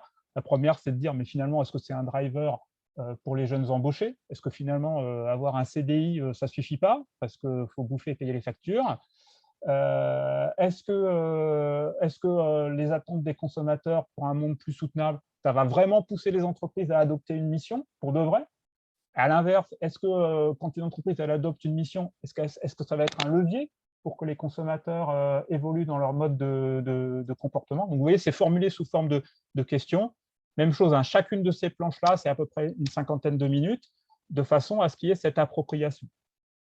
Le RSE washing, et puis, vous êtes bien gentil, mais il faut quand même que les boîtes, elles tournent. Donc, à quel niveau il va y avoir cette tension entre, d'une part, l'économique et d'autre part, la dimension sociale et environnementale. Donc, tout ce cheminement-là, en fait, on accompagne les acteurs, on leur apporte des éléments, on les aide à réfléchir. Vous voyez, on est dans cette facilitation d'intelligence collective pour qu'ils s'approprient les éléments et que pour que ces possibles-là, ils commencent à sentir un petit peu du doigt, de sorte à arriver à cette équation-là. Ah, finalement, OK, ouais, c'est possible que ça devienne une entreprise à mission parce que ça, tac, tac, tac, tac, tac. Une fois qu'on est arrivé là, on se dit, OK, les gars, et les filles, il y a aussi des filles, on est en 2035. Qu'est-ce qui peut se passer? Et donc là, on va, pareil, les faire réfléchir autour de ça. Donc, très rapidement, possible, les salariés, OK, comme c'est devenu la norme, les salariés pourraient faire primer, en fait, dans le choix de leur entreprise, leurs convictions personnelles par rapport à ce qu'est un monde qui fonctionne bien. Dans la rémunération, le fait que en fait, la mission que l'entreprise se donne soit réussie, ça pourrait prendre plus d'importance que juste la perf à délivrer les objectifs individuels et collectifs comme on a aujourd'hui. Possiblement, en fait, les entreprises deviendraient vertueuses sur la raison d'être. Il pourrait y avoir une concurrence sur la raison d'être qui est la plus attractive, la plus emblématique, la plus contributive au monde soutenable. Et là, on peut imaginer à l'envie d'en rajouter. Et c'est ça qu'on amène, en fait, qu'on invite à faire à ces collectifs-là. Et vous, qu'est-ce que vous en pensez? Qu'est-ce que vous avez envie de faire? Donc, c'est à nouveau un temps de travail relativement important pour arriver à générer voilà, un fil complet. Donc, vous avez à la fin, quand vous avez fait ça, là, on l'a fait à la serpe, sur une hypothèse de rupture, bah, vous avez un premier système. Et vous dites que votre question des talents, là, on vous a proposé 3 hypothèses de rupture, mais on pourrait en construire un grand nombre. Et donc, vous avez la même chose pour le deuxième, la même chose pour le troisième. Et ça amène en fait les acteurs opérationnels ensuite à faire le tri, à se dire, OK, moi, qu'est-ce que je veux qu'il advienne? Et donc, on va faire le tri avec eux. Donc là, la description du cas, elle s'arrête là, mais on va faire le tri avec eux pour que dans ces bulles oranges qu'ils ont décrites, ils se disent, OK, qu'est-ce que j'ai envie de garder? Est-ce que j'ai des bulles qui se répondent les unes aux autres, de façon à dire, OK, avec ça, maintenant, je veux passer à l'action, et la suite, et ça continue. Donc ça, c'est un vrai cas qui a éclairé, en fait, les acteurs sur le fait que, possiblement, ils allaient être confrontés à des choses qu'ils ne voyaient pas du tout par rapport aux questions de recrutement. Alors évidemment, vous êtes une DRH dans le monde de 2020, vous savez bien qu'il y a des compétences rares. Ceux d'entre vous qui bossaient en IT, en data science ou des choses comme ça, savent bien que c'est la guerre quoi, pour trouver les bons profils. Donc, ce n'est pas une nouveauté. Par contre, de se rendre compte qu'il y a peut-être des éléments comme, je sais pas, l'exemple que j'ai pris, l'entreprise à mission, qui pourrait poser question, ça, ils ne l'avaient pas forcément dans le radar. Et du coup, ça leur fait faire des liens sur des schémas d'organisation, des postures avec leurs partenaires, des postures avec les institutionnels, par exemple sur le champ de la RSE. Et donc, ça les met en mouvement sur des choses qu'ils n'avaient pas vues. Pascal, Ouais. là, je vois l'heure qui tourne. Est-ce que tu as encore d'autres éléments? Parce que tu nous avais dit 2 cas. Est-ce qu'on ne me laisserait pas le temps aux questions, Ouais, aux échanges plutôt pour la fin? absolument. C'est ce que j'allais proposer. Super. Le deuxième cas, donc sur la relation client, bon, je sais pas, on le mettra à disposition d'une Ouais, parce que là, autre je pense façon. ça serait important qu'on puisse laisser un peu de temps pour les Exactement. échanges. Et Donc, puis plus, comme on avait dit, s'il y a des gens qui veulent rester, nous, il n'y a pas de souci. Donc, ouais. Clac. Donc, comment je supprime mon partage? Tac, tac, arrêter, voilà. On appuie sur le bouton arrêter, ça va marcher mieux. Voilà. Alors, sur les questions, est-ce qu'il y a des questions du coup? J'en vois une. Philippe, tu veux la poser ou je la lis? n'hésitez pas à remettre vos caméras hein, si vous avez, Ouais, de s'il y a la façon très possibilité. pratico-pratique, existe-t-il des méthodologies de déploiement de la prospective dans les organisations selon leur taille et ou leur niveau de maturité? Alors, je ne sais pas répondre précisément à ça. Ce qu'on peut dire quand même, c'est que je pense que vous avez compris que ça nécessite 2 choses. Un peu de back-office. Quand je dis un peu, vous avez compris qu'il y a quand même un travail de veille et d'accès à de l'information qui ensuite va être mise à disposition pour faire avancer ça. Donc ça, ce n'est pas gratuit. Et donc ça, c'est plutôt l'apanage des structures un petit peu conséquentes pour se payer ça en interne. Vous avez la possibilité de vous le payer en externe, parce qu'il y a pas mal de cabinets qui peuvent proposer ça, mais du coup, ce n'est pas des compétences, ce n'est pas du temps à y passer, mais c'est des coûts. Ça, c'est le premier truc. Et le deuxième truc, très clairement, c'est une question de disponibilité. Et donc, ça, je ne pense pas que ça ait de rapport. Enfin, moi, l'expérience, en discutant aussi avec des gens externes, voilà, ça n'a pas de rapport avec la taille de l'organisation. Ça a rapport avec la qualité de l'intention, en fait. Ça a un rapport avec celui qui pose la question, à quel point il veut vraiment engager quelque chose ou pas. Et s'il veut vraiment, comme par magie, il va y avoir de la disponibilité. Moi, dans mon organisation qui est assez grosse, on s'est souvent heurté à ça, en fait. On s'est souvent heurté à une disponibilité et à un engagement qui n'était pas, on va dire, suffisant ou en tout cas pas homogène dans le collectif pour que ça puisse avancer. Donc voilà, ça, c'est des éléments macroscopiques. Après, en termes d'outils et de méthodes, il y en a plein. Par exemple, des gens avec qui on a travaillé utilisent le design fiction, qui est un outil super intéressant qui va projeter les gens en fait, dans de la science-fiction, qui peut prendre des formes carrément jusqu'à avoir des acteurs qui viennent jouer dans l'entreprise à l'insu de tout le monde pour provoquer en fait des interpellations. Par exemple, là, j'ai en tête un cas qui m'a été décrit, c'était une compagnie d'assurance, c'était 800 personnes, donc c'est pas très gros. Mais alors, il y avait un patron qui était absolument convaincu de ça et qui a laissé carte blanche à la structure. Donc, voilà, je ne sais pas répondre plus précisément.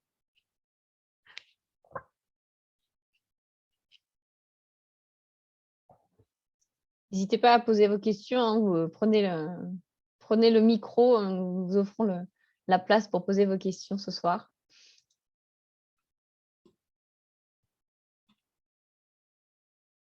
Est-ce que vous utilisez aussi des signaux numériques dans la démarche prospective ou la place des data par rapport aux articles et prévisions? Donc c'est Amaury, c'est ça, qui a posé la question. Oui. Amaury, ta question, c'est est-ce qu'on fait de la fouille de données, des choses comme ça, dans des bases ou des trucs comme ça, c'est ça? Ouais, par exemple, ouais. Alors, moi, non, parce qu'on n'était pas, on n'était pas bien outillé pour faire ça. Un truc qui se fait historiquement, c'est, pour aller dans le sens de ce que tu dis, c'est faire de la fouille sur les brevets. Et ça, c'est intéressant en fait, de tracer deux trucs sur les brevets. C'est qu'est-ce qui se dépose, parce que le fait que ça se dépose, ça ne veut pas dire que c'est utilisé. Hein. Mais qu'est-ce qui se dépose, on est vraiment sur l'origine du signal faible, là, comme tu le décris. Et donc, si tu as accès à ça, ça peut te donner une idée de ce qui pourrait se passer dans 10 ans. Voilà, et donc de tirer des trucs. Donc, tu as qu'est-ce qui se dépose. Et puis, tu as, alors, qu'est-ce qui est utilisé, c'est-à-dire les royalties qu'il peut y avoir sur les brevets. Ça, c'est sur les brevets. Ça donne une idée des choses qui sont en train un peu de bouger. Un peu sur le même registre, ça, on a fait une tentative là-dessus sur les startups, qui est de regarder, en fait, les fonds de capital risque qui investissent dans les startups. Alors, nous, on était sur un sujet qui est plutôt ce qu'on appelle les green technologies, c'est plutôt ça, ce qu'on regardait dans mon organisation. Et de voir, en fait, tous les investissements au niveau mondial, quelles sont les startups qui sont soutenues, pour essayer de se dire, tiens, le marché de court terme, il est en train de bouger sur ça et ça. Sachant que quand tu regardes ça, c'est déjà un peu trop tard, parce que la startup, c'est déjà du business. Hein. C'est plus tout à fait un signal faible. C'est un signal faible dans le sens de, il y en a quelques-unes qui pourraient devenir des licornes et donc avoir un impact très, très significatif, mais c'est un petit peu tardif. Mais c'est quand même intéressant. Ça n'a pas marché. C'est-à-dire que là, on a eu beaucoup de mal à faire parler ces jeux de données-là pour en tirer des enseignements tu vois, qui t'aident par rapport à faire de l'analyse qualitative en allant parler avec les partenaires des différents fonds, par exemple. Mais je pense que c'est une super question. C'est une bonne question. Oui, vas-y. Ouais, pour la courbe verte qui est complètement dans l'imaginaire et tout, on pourrait aussi imaginer des intelligences artificielles qui aujourd'hui prédisent des choses invraisemblables, mais ça peut aussi étendre l'horizon des possibles. Et je sais qu'on arrive à faire des scénarios de science-fiction. Les prospectives, il y a aussi un peu de ça, quelque part, qui sont toujours basées sur des choses possibles et actuelles, on va dire. Ouais. Ouais, moi, je pense que ce que tu dis, c'est vachement intéressant. Il ne faut pas le prendre comme étant déterminant, c'est-à-dire, tu vois, ce que tu dis, c'est j'ai une intelligence artificielle qui va me faire un scénario et ce truc-là, bing, ça devient le truc sur lequel je bosse. Par contre, la puissance de calcul des machines peut te mettre en relation des choses que toi, tu n'arriverais pas à imaginer facilement, parce que tu vas lui donner à manger des tas de jeux de données hyper distants, mais il va y avoir des corrélations pour X raisons, et il va te raconter des trucs où toi, quand tu vas les regarder, tu vas te dire, ah ouais, alors le toit, ce n'est pas n'importe quel toit. C'est probablement, toi, par exemple, plutôt sur le champ de la courbe, toi, tu vas mobiliser des artistes, par exemple. Les designers, c'est typiquement des gens qui sont un peu à l'articulation entre les arts et les techniques, mais faire venir un philosophe, faire venir un acteur, un metteur en scène, tu vois, des gens du théâtre, des dessinateurs, des cinéastes, c'est hyper puissant par rapport à ça. Donc oui, je pense que tu as raison de dire que voilà, c'est historiquement la prospective, c'est quand même plutôt quelque chose qui va partir tu vois, de l'ethnographie. Tu vas sur le terrain et, comme je le disais en rigolant, c'est quoi ton boulot? Ben, moi, je m'assois à la terrasse des cafés, je regarde les filles passer et suivant la taille des jupes, je vais te dire ce qui va se passer demain. Bon, la data, elle peut t'aider vachement là-dessus, mais il faut savoir faire. Moi, ce n'est pas mon cas. Mais Ok, ouais, je pense ok. que tu as raison. T'as raison. Est-ce qu'on a encore d'autres questions? Parce que là, je vois qu'il est 19h30 passé. Donc, après, on peut continuer les questions, hein, comme on vous a dit, si certains d'entre vous souhaitent continuer un petit peu. Ouais, Mais- Philippe nous questionne sur la distinction entre business intelligence et prospective. Ben, je pense que la business intelligence, c'est un peu plus aval. Voilà. C'est la même logique, mais quand tu es sur business intelligence, tu es quand même déjà sur. Ouais, tu as déjà focalisé un marché sur lequel tu veux chercher des choses. La prospective va être un petit peu probablement avant pour éclairer des possibles qui vont t'amener à t'intéresser peut-être à ci, peut-être à ça, et d'aller faire de la business intelligence dessus. Si je fais enfin, comment dire, un raccourci là avec les courbes que j'ai montrées, probablement que la business intelligence, elle n'est pas très loin de la courbe bleue, en fait. Tu es dans une évolution de ce que tu fais déjà, comme j'ai expliqué, soit sur un nouveau marché, soit sur des nouvelles technologies, soit sur des nouvelles façons de faire. Là où la prospective, dans son ensemble, elle va t'emmener à explorer des trucs qui sont vraiment plus éloignés, quoi. Je dirais ça.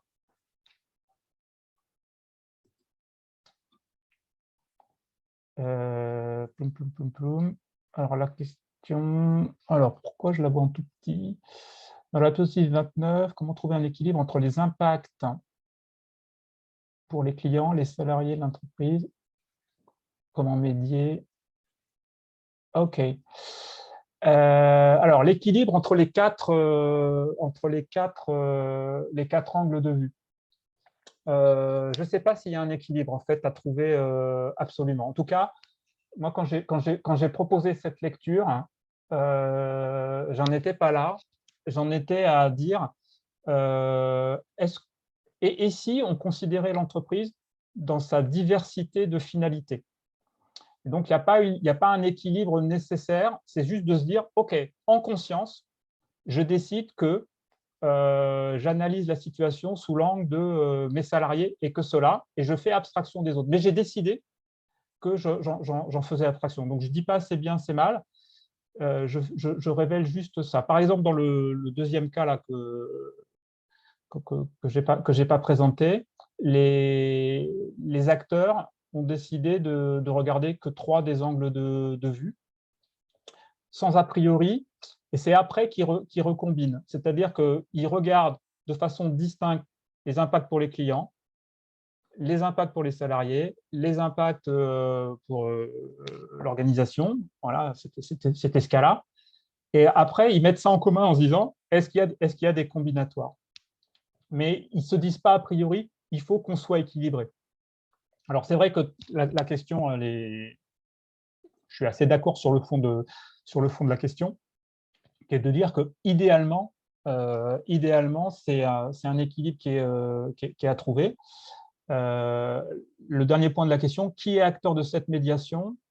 Moi, dans mon expérience, en fait, il y avait 2 acteurs. Il y avait nous-mêmes, en tant qu'animateurs de la prospective, autour de ce job de facilitation d'intelligence collective, où voilà, on prend soin d'essayer de faire passer les gens par toutes les questions qu'ils ont envie de se poser.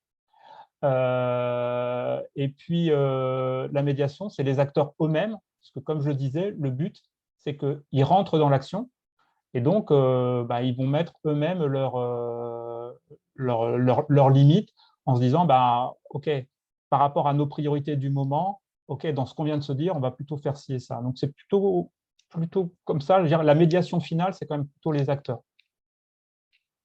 Je ne sais pas si ça répond, Francesca. Merci beaucoup, en effet, pour cette réponse. Mais là, il y a un doute qui arrive, justement.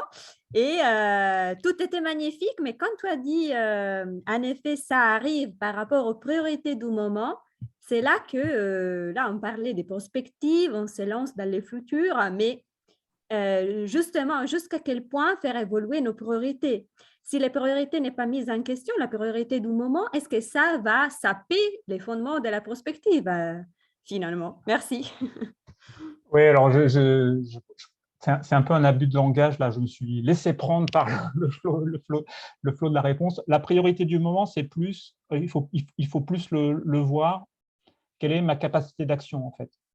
Tu as tout à fait raison. Hein. Si à chaque fois que tu te mets à réfléchir au futur, au moment de passer à l'action, tu dis « Ah ouais, non, mais c'est trop dur.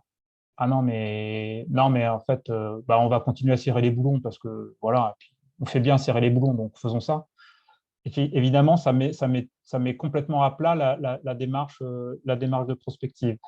Donc, ce que je voulais plutôt dire, c'est en fait, le passage à l'action, il va reposer sur une dimension très pragmatique qui est qu'est-ce qu'on est capable de faire au moment où on est là maintenant. On décide de s'engager sur le futur. On adorerait être capable de faire ça, mais en fait, on peut faire qu'une partie. Par quoi on commence? Voilà, c'était plutôt dans ce sens-là. Mais ta question renvoie à ce que je disais tout à l'heure. C'est la capacité de résister à cette force de rappel vers le présent, c'est l'intention du commanditaire. S'il n'a pas une intention forte, il va se faire rattraper par son ressort de rappel. Et évidemment, ça ne sera jamais une priorité, ça ne sera jamais à l'agenda. S'il a une intention par rapport à ça, alors il va dédier des forces à ça, et ça peut prendre la forme d'avoir quelques personnes dans son organisation qui passent du temps à faire ça et qui sont reconnues pour faire ça. Ça peut être une priorisation dans son plan stratégique pour allouer des ressources pour faire une exploration, etc. etc. Donc, il y a une articulation qui est quand même qu'il ne faut jamais perdre de vue entre l'intention politique, et ça, c'est super fort, mais il ne faut pas croire que le patron peut tout. Moi, je ne l'ai pas vu, ça. Et puis, la réalité de la capacité d'action. La capacité d'action, en général, c'est moins une difficulté, hein, parce que dans les entreprises, il y a beaucoup d'intelligence. Elle n'est pas toujours utilisée à bon escient, mais il y a toujours de l'intelligence. Donc, ce n'est pas le souci de trouver des gens qui ont envie et la capacité. C'est plus le souci d'être soutenu et puis d'être un peu organisé. Je dirais ça. Ça m'évoque ça, ta question, Francesca. On a encore une question de François. Quelle est la place pour la modélisation dans la démarche prospective? Ou si François, vous voulez compléter la question, n'hésitez pas. Ouais, alors de quel type de modélisation? Parce que la modélisation, ça peut vouloir dire. Oui, écoutez, je veux bien essayer. Ma connexion n'est pas très bonne. Ah, salut François. Oui, bonjour. Non, c'était comment tu voyais l'apport de la modélisation. Est-ce que c'est un outil pour justement aider à l'exploration, à l'identification des futurs possibles, ou est-ce que finalement c'est plus un outil qui vient après, disons, en fin d'exploration pour quantifier finalement ces futurs possibles? Écoute, merci de cette question parce que ça renvoie à des expériences quand j'ai été chercheur un peu.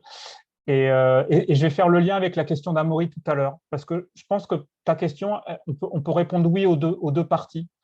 Alors moi, je suis pas, voilà, moi, je suis pas un ayatollah de la modélisation au sens que c'est l'urbi et torbi de tout, voilà, clairement. Donc ça, c'est dit. Par contre, je pense que c'est vraiment vachement utile la modélisation, justement pour rendre accessibles des choses qui peuvent être un petit peu complexes.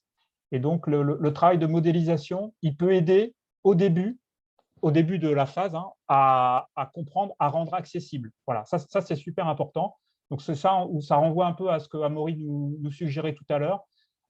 Donc là, ce n'est pas des données strictement, c'est tout un tas d'informations, mais je pense que c'est un peu la même logique que l'échange qu'on a eu avec Amaury. C'est de dire, grâce à la modélisation, qui est imparfaite évidemment, je vais pouvoir rendre compte de la dimension systémique, et donc je vais pouvoir aider les gens à réfléchir à des choses qui sont pas si évidente que ça d'accès. Et ça, la modélisation, c'est super. C'est vraiment indispensable pour ça. Il y a un exemple de modélisation très basique qu'on connaît depuis très, très longtemps, ça s'appelle la cartographie.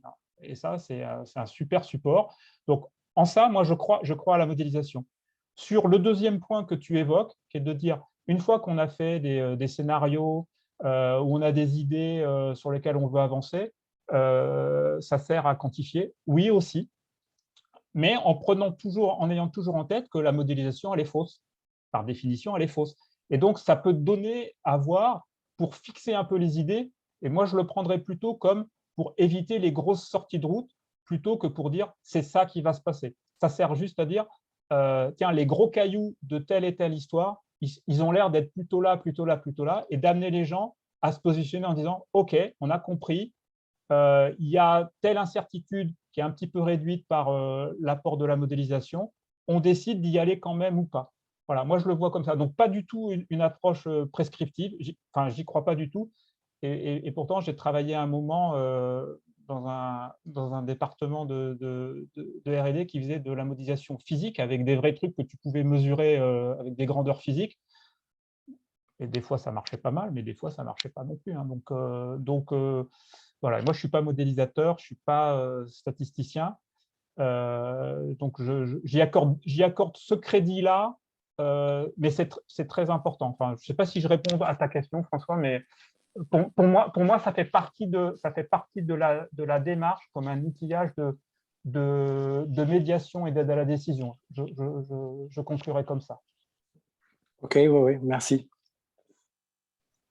Est-ce qu'on a encore des questions dans les participants?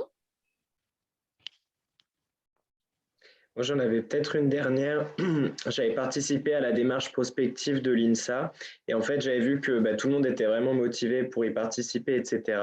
Et après l'INSA, quand ils l'ont mis en place, en fait, vraiment dans l'organisation, il y a eu un peu plus de réticence et c'est là où ils ont fait appel carrément à des consultants et animé le changement. Du coup, question un peu philosophique, est-ce que l'être humain, il peut se préparer pour le futur? Est-ce qu'on arrive à changer naturellement ou est-ce qu'on s'adapte toujours à une situation, à une nouvelle donne, à une situation donnée? Et est-ce que du coup, il faut créer un retard un peu, un sentiment de retard en fait en dessous pour faire changer les gens, pour se préparer au futur? Donc, est-ce que finalement, on doit donner une vision un peu décalée de la réalité au moment T par rapport à notre prospective pour animer le changement et faire bouger les choses? D'accord. Et j'ai 4 heures et je suis noté sur 20, on est d'accord? Oui, c'est un peu philosophique. Non, mais c'est ouais, je pense que c'est une question de fond. Ça ressemble à une question que Patrice Aide m'a posée aussi lors de la première enquête sur la capacité à amener les gens à s'engager dans ce genre de choses. Alors, là, je vais parler d'expérience, mais d'expérience d'autres choses, justement, d'accompagnement, de transformation. Je ne crois pas qu'on change les gens. Voilà. Tu ne changes pas les gens parce que les gens, ils ont leur propre motivation à agir. Et les organisations croient qu'en définissant des raisons d'être, des valeurs, tu peux imposer quoi que ce soit aux gens. Ce n'est pas vrai. Tu gardes ton libre arbitre et tu vas agir essentiellement parce que tu as un intérêt à agir. Voilà, un intérêt. Alors, quand tu es une organisation et que tu arrives à aligner le maximum d'intérêts individuels avec l'intention collective que tu poursuis, ben, c'est magnifique. Alors, ça fait le 15 de France, hein, si tu aimes le rugby, c'est ce qui est en train de se passer et c'est fantastique. Voilà. Quand tu regardes l'écart qu'il y a entre l'équipe d'il y a 4 ans et l'équipe d'aujourd'hui, il y a un écart monstrueux et les joueurs, ils sont peut-être un peu meilleurs, mais pas tant que ça. C'est parce qu'en fait, c'est à ça que je veux en venir, c'est en fait, on les a mis dans les conditions de réussir. Et je pense que le travail est sur la transformation, ce n'est pas tellement l'action vers les individus, c'est de proposer les conditions favorables à ce que l'individu exerce son libre arbitre dans un sens qui correspond à ce que toi, ce dont tu as besoin. Donc, ton job en tant que responsable d'une entité, c'est de créer les conditions favorables. As contre, le fait que les conditions favorables soient empoignées par les acteurs, j'ai aussi fait du management, pour moi, ça n'existe pas, ça. Tu n'as pas la capacité à jouer sur la motivation intrinsèque de l'individu. La motivation intrinsèque de l'individu, elle repose sur des choses qui sont… voilà, on fait les travaux de Pink. Pink a beaucoup vulgarisé ça, mais Goldman, en intelligence émotionnelle, qui est un peu le pape du sujet, l'a expliqué. Il faut que tu aies un sentiment d'autonomie, un sentiment de maîtrise de ce que tu fais, de ce que tu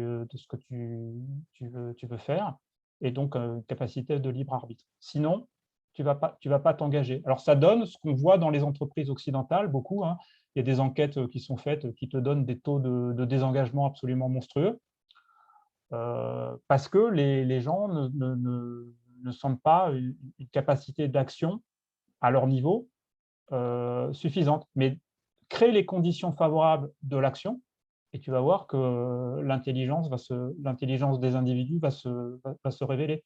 Donc, je dirais que c'est plus parce qu'on est sur quelque chose qui a trait un peu au monde du contrôle-commande et moins celui de la confiance qu'on a ce type de difficulté. Et la prospective, elle est un petit peu sur le même champ. L'histoire que tu relates, moi je n'y ai pas participé, mais l'histoire que tu relates de l'INSA, c'est à peu près ce qu'on voit dans beaucoup d'organisations.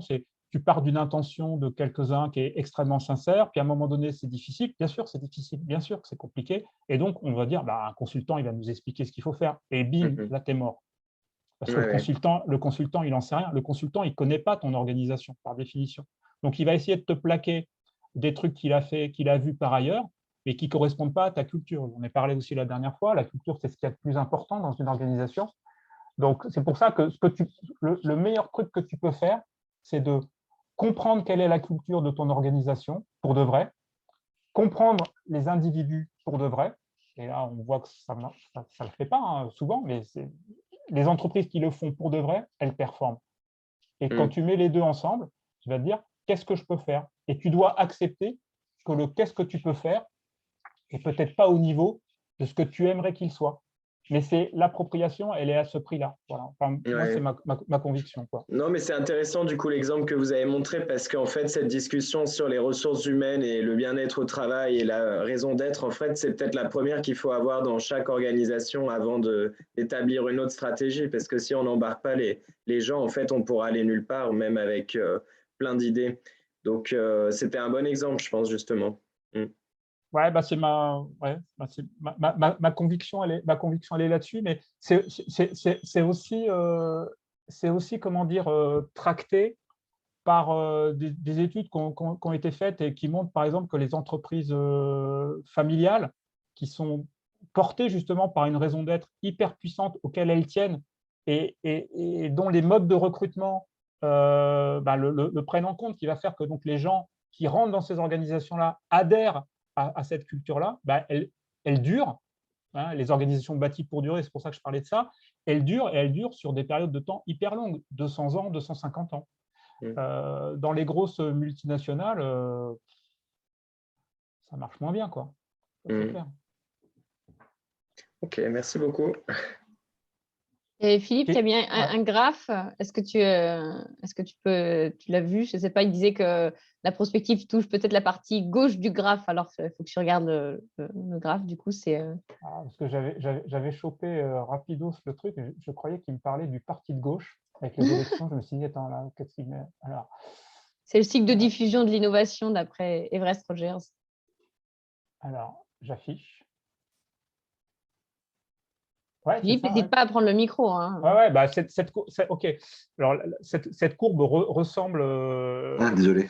Oui. Ouais, la courbe, alors je peux peut-être essayer de la partager, mais la courbe ressemble assez près, donc c'est une belle gaussienne, voilà, classique. Alors, attendez, je vais essayer de la partager comme ça.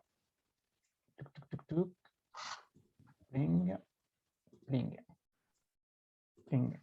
Voilà. Donc, est-ce que vous la voyez? Oui, merci. C'est bon? C'est apparu? Oui, c'est bon. Oui. OK. Oui. Oui, la prospective, là c'est plutôt effectivement une courbe qu'on utilise en innovation, qui traduit bien la partie de gauche, le côté innovateur et pionnier, qui vont faire grandir les idées. Donc effectivement, l'accrochage que j'ai essayé de décrire entre la prospective et l'innovation, elle s'adresse prioritairement à la partie gauche, parce que le reste de la courbe, en fait, c'est les premiers percentiles là, qui deviennent ensuite la jeune majorité, les suiveurs et la garde. Mais quand tu fais de la prospective, tu te dis, ah, OK, mes signaux faibles, à un moment donné, ils vont générer quelque chose qui va prendre le relais. Et ben, ce qui prend le relais, c'est les premiers éléments de gauche. Ouais. Ouais, je suis d'accord avec ça. Ouais. Est-ce qu'on a encore d'autres questions? Je t'invite à enlever le partage, Pascal. Ouais, merci. Ouais. Merci à ceux qui sont restés jusque-là. Merci à ceux qui sont restés jusqu'au bout. Je vous ai mis dans le chat le petit formulaire d'évaluation. Donc, je vous le renverrai par mail quoi qu'il arrive, mais on vous invite à le remplir.